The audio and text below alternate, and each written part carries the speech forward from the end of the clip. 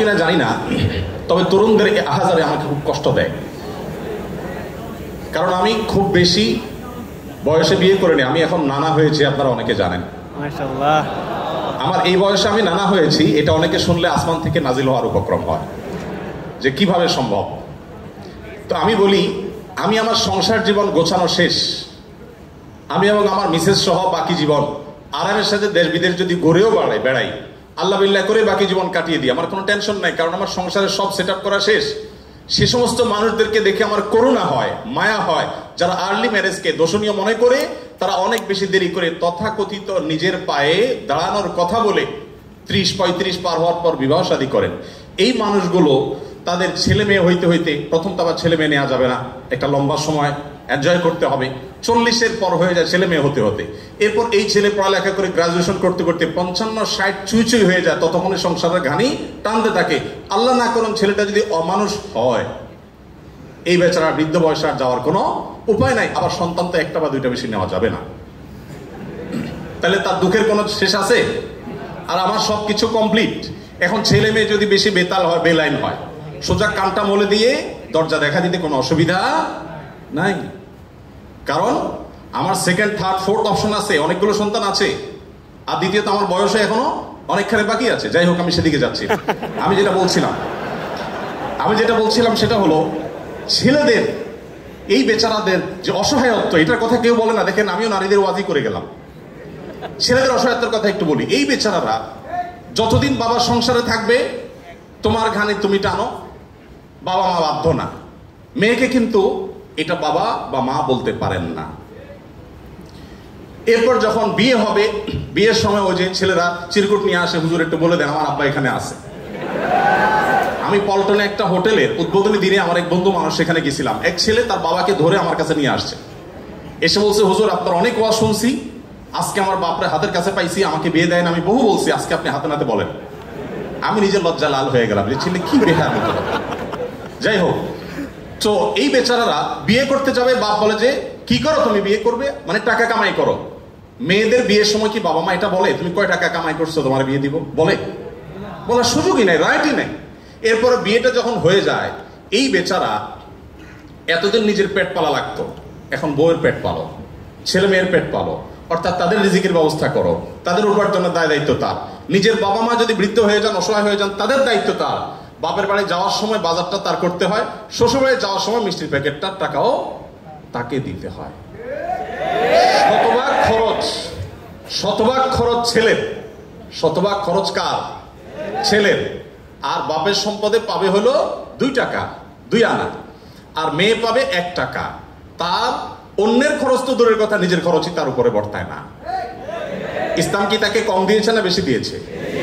একজনকে 2 টাকা দিয়ে বাজারে পাঠিয়ে বিরাট বড় ফর্দ দেখাই দিয়েছেন, এতগুলো সব তোমাকে আনতে হবে। আরেকজনকে 1 টাকা দিয়ে বললেন যে তুমি শুধুমাত্র এই টাকা দিয়া যা খুশি তা করতে পারো। তাহলে এই 1 টাকা যাকে দেওয়া হয়েছে তার অধিকার কি কম দেওয়া হয়েছে না বেশি দেওয়া হয়েছে? আল্লাহর সাথে পাল্লা দিলে গোল্লা যাওয়া ছাড়া কোনো উপায় থাকে না। যারা নিজের বিবেক দিয়ে আল্লাহ সুবহানাহু ওয়া তাআলার বিচারকে, বিশ্লেষণকে বিচার করতে চায়, তারা আল্লাহর উপরে যে খোদার উপরে খোদাগিরি বলে যে সে মূর্খতা ছাড়া কিছুই করছে না। আমি শ্রদ্ধা রেখে তাদের প্রতি এটা বলতে বাধ্য হলাম। যাই হোক, আমি যেটা বলছিলাম যে নবী সাল্লাল্লাহু আলাইহি ওয়াসাল্লাম মেয়েদের সম্পর্কে এত কথা বলেছেন। দেখুন যে মা হিসাবে মেয়েদের মর্যাদা এত বেশি। ইমাম মালিক রাহমাতুল্লাহ আলাইহি একটি চমৎকার কথা বলেছেন। তিনি বলেছেন যে আল আম্বিয়া আবুল বানাত। আপনারা অবাক হবেন, যত নবী রাসূল পৃথিবীতে এসেছেন বেশিরভাগ নবী রাসূলদেরকে আল্লাহ তাআলা ছেলে সন্তান না দিয়ে মেয়ে সন্তান দিয়েছে। যাই হোক, মেয়েদের ব্যাপারে কথা বেশি হয়ে যাচ্ছে, এক পেশে হয়ে যাচ্ছে, আমরা একটু অন্য কোনো অপশনে চলে যাই। এরপরে যেটি বলতে চাই তা হলো বিধবা এবং ইয়েতিমদের ব্যাপারে। দেখুন, ইয়েতিম বিধবার ব্যাপারে নবী করিম সাল্লাল্লাহু আলাইহি ওয়াসাল্লাম বলেছেন, বুখারীতে হাদিসটি বর্ণিত হয়েছে, আস-সাইলাল আরমালাতি ওয়াল মাসাকি কাল মুজাহিদি ফি সাবিলিল্লাহ আও কাল্লাযী ইয়াকুমুল লাইলা ওয়া ইয়াসুমুন নাহার।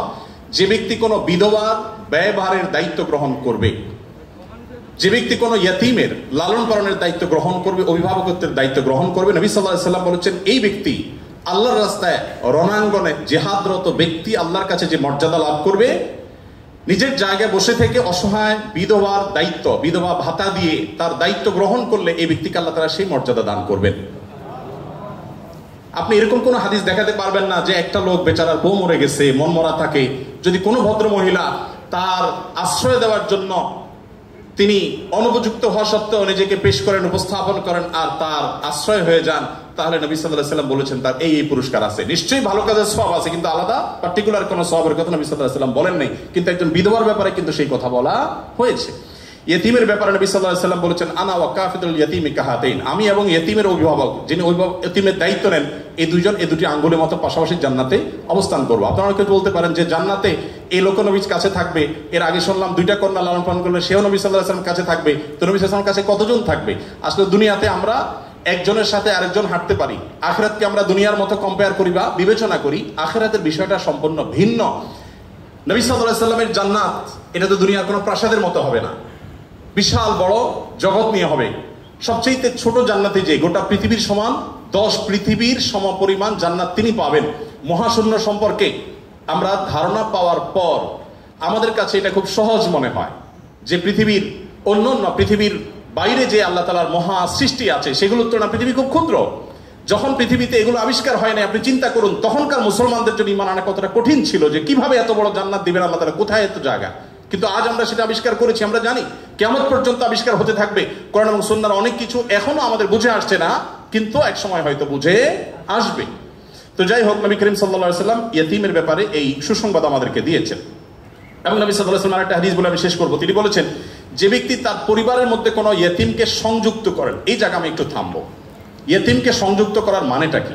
আমাদের দেশে ইয়েতিম বা গরিবের বাচ্চাকে লালন পালন অনেকেই করেন, কিন্তু সেটা নিজের ধান্দায় করেন, গরিবের প্রয়োজনে না। কিভাবে সেটা? কারণ সন্তান হচ্ছে না, তখন তিনি একটু বাবা ডাক শুনতে চান, মা ডাক শুনতে চান, তো এই জায়গা থেকে তিনি একটা বাচ্চাকে নিয়ে আসেন, অসহায় মানুষের, কারো কোনো বাচ্চার বাবা মারা গেছেন, বাবা মারা গেছেন, মা মারা গেছেন, তাকে নিয়ে আসেন, সেই বাচ্চাটাকে এনে লালন পালন করেন এবং মনে করেন আমি অনেক সওয়াবের কাজ করছি। আপনি অবশ্যই সওয়াবের কাজ করছেন না যদি আপনার উদ্দেশ্য হয় আপনার যে মা ডাক শোনা, বাবা ডাক শোনা সেটা, আর যদি আপনার উদ্দেশ্য হয় যে না আমি তাকে লালন পালন করতে চাই, সে তার মায়ের কাছেই থাকুক, আমি তার ভরণ পোষণ দিব, তার পড়াশোনার খরচ চালাবো, তার অভিভাবকত্ব করব, তাকে আশ্রয় দিব, তাহলে আপনি এই হাদিসের সুসংবাদ পাবেন ইনশাআল্লাহ তাআলা। আপনি যদি নিজে পার্থিব কোনো স্বার্থে তাকে লালন পালন করেন তাহলে এই হাদিসের মর্যাদা আপনি লাভ করবেন না। নবী করিম সাল্লাল্লাহু আলাইহি ওয়াসাল্লাম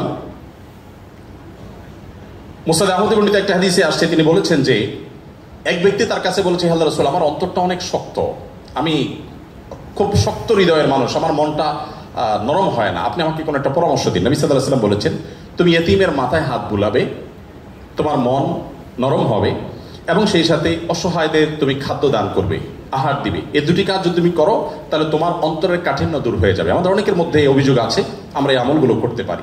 নবী সাল্লাল্লাহু আলাইহি ওয়াসাল্লাম দুর্বলদের মধ্যে যারা দাস দাসী ছিলেন তাদের জন্য কি করেছেন আপনারা অনেকে জানেন। ইসলামের অনেকগুলো গুরুত্বপূর্ণ বিধিবিধান আছে, এর মধ্যে থেকে একটা হলো দাস দাসী মুক্ত করার বিধান। যদি কোনো পুরুষ, কোনো স্বামী যদি তার স্ত্রীকে মায়ের সাথে তুলনা করেন,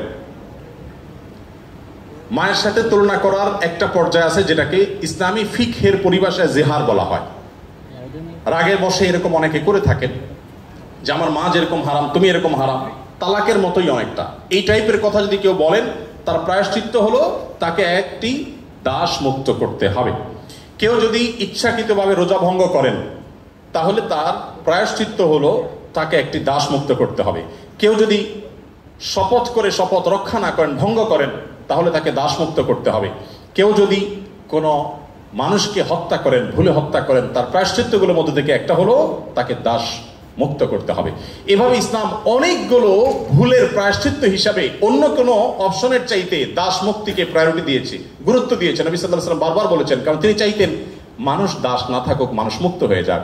নবী সাল্লাল্লাহু আলাইহি ওয়াসাল্লাম আজকের পৃথিবীর মতো ফ্যাক্টরি রেভলিউশনের পর মানুষের মুক্তির জন্য বা দাস প্রথার বিরুদ্ধে তিনি কথা বলেছেন এমন না। আমি আগেই বলেছি, আজ পৃথিবীতে বহু দুর্বলদের পক্ষে কথা বলা মানুষ পাবেন, তার সবগুলো বেশিরভাগই দেখবেন স্বার্থের কারণে।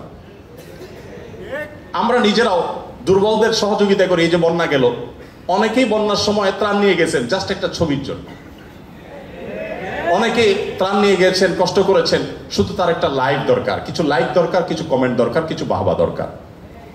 তো নবী সাল্লাল্লাহু আলাইহি ওয়াসাল্লাম দাস দাসীদের মুক্তির জন্য কথা বলেছেন সেই সমাজে যখন দাস দাসী ছিল আজকের যুগে বিএমডব্লিউর মালিক হলে যেরকম গর্বের, দাস দাসী থাকা সেরকম গর্বের। এরকম মূল্যবান এসেট কোনো বিনিময় ছাড়া মুক্ত করে দেওয়ার জন্য নবী সাল্লাল্লাহু আলাইহি ওয়াসাল্লাম উৎসাহিত করতেন। শুধু তাই নয়, আপনারা জানেন যে নবী করিম সাল্লাল্লাহু আলাইহি ওয়াসাল্লাম বলেছেন, কোন দাসকে যদি কেউ মুক্ত করে, তাহলে ওই দাসের প্রতিটি অঙ্গকে মুক্ত করার বিনিময়ে যে ব্যক্তি এই কাজটি করলেন, আল্লাহ তাআলা ওই ব্যক্তিকে তার ওই অঙ্গকে জাহান্নাম থেকে মুক্তির পরওয়ানা দান করবেন। নবী সাল্লাল্লাহু আলাইহি ওয়াসাল্লাম আরেকটি হাদিস আছে, তিনি বলেছেন জীবনের শেষ কথা। নবী সাল্লাল্লাহু আলাইহি ওয়াসাল্লামের জীবনের শেষ কথা কি আমরা জানি, অনেকে জানি, আসসালাতু আসসালাত ওয়া মা মালাকাত আইমানুকুম। অর্থাৎ নবী করিম সাল্লাল্লাহু আলাইহি ওয়াসাল্লামের জীবনের শেষ কথা ছিল, তোমরা নামাজের ব্যাপারে দায়িত্বশীল থাকবে, নামাজের ব্যাপারে দায়িত্বশীল থাকবে এবং তোমাদের দাস দাসীদের ব্যাপারে দায়িত্বশীল আচরণ করবে। এটা ছিল তার জীবনের শেষ কথা। একটা মানুষের কাছে দাস দাসীদের অধিকার কত গুরুত্বপূর্ণ হলে, অধীনস্থ মানুষগুলোর অধিকার কত গুরুত্বপূর্ণ হলে জীবনের শেষ কথা এটা বলে চলে যান যে তোমরা তাদের ব্যাপারে খবরদার সদাচরণ করবে, তাদের প্রতি কোনো জুলুম অবিচার করবে না। আপনারা অনেকে আবু মাসউদ আনসারী রাদিয়াল্লাহু তাআলা আনহুর নাম শুনেছেন। আবু মাসউদ আনসারী রাদিয়াল্লাহু তাআলা আনহু তার একজন দাসকে প্রহার করছিলেন, অধীনস্থকে, কাজের লোককে প্রহার করছিলেন। নবী সাল্লাল্লাহু আলাইহি ওয়াসাল্লাম পেছন থেকে বললেন, ইআলাম আবু মাসউদ, সাবধান, শুনে রাখো হে আবু মাসউদ, লাল্লাহু আকদারু আলাইকা মিনকা আলাই, তুমি এই দাসের প্রতি যতটা পাওয়ার রাখো, হোল্ড করো, আল্লাহ তাআলা তোমার উপর তার চেয়ে বেশি পাওয়ার হোল্ড করেন, মাইন্ড ইট। এই কথা শোনার পর আবু মাসউদ আনসারী রাদিয়াল্লাহু তাআলা আনহু সেই দাসকে মুক্ত করলেন। বলে, ইয়া রাসূলুল্লাহ, আমি তাকে মুক্ত করে দিলেন। তখন নবী সাল্লাল্লাহু আলাইহি ওয়াসাল্লাম বলেছেন, যদি তুমি আজ তাকে মুক্ত না করতে, জাহান্নাম তোমাকে স্পর্শ করতো। আব্দুল্লাহ ইবনে ওমর রাদিয়াল্লাহু তাআলা আনহু বলেছেন, আমি নবী করিম সাল্লাল্লাহু আলাইহি ওয়াসাল্লামকে বলতে শুনেছি, যে ব্যক্তি কোনো দাসের প্রতি জুলুম করবে, তাকে অন্যায়ভাবে প্রহার করবে, তার কাজের লোককে, অধীনস্থ লোককে, তার প্রায়শ্চিত্ত হলো সেই অধীনস্থ লোকটাকে সে মুক্ত করে দিতে হবে, দাস মুক্ত করে দিতে হবে, যেটা সহজ কোনো ব্যাপার ছিল না তখন। বুখারীর একটি বিশ্ববিখ্যাত হাদিস, স্বর্ণের অক্ষরে যেটা টানিয়ে রাখা দরকার আমাদের বাসা বাড়িতে। নবী সাল্লাল্লাহু আলাইহি ওয়াসাল্লাম বলেছেন, ইখওয়ানুকুম খাওয়ালুকুম, তোমাদের ভাই ব্রাদার যারা, তারাই তোমাদের অধীনস্থ কাজের মানুষ। এই মানুষগুলো সম্পর্কে নবী সাল্লাল্লাহু আলাইহি ওয়াসাল্লাম বলেছেন, জাআলাহুমুল্লাহু তাহতা আইদিকুম, তাদেরকে আল্লাহ তাআলা তোমাদের অধীনস্থ করে দিয়েছেন। এর মধ্যে ইঙ্গিত রয়েছে আল্লাহ চাইলে তোমাকে তার অধীনে করে দিতে পারতেন।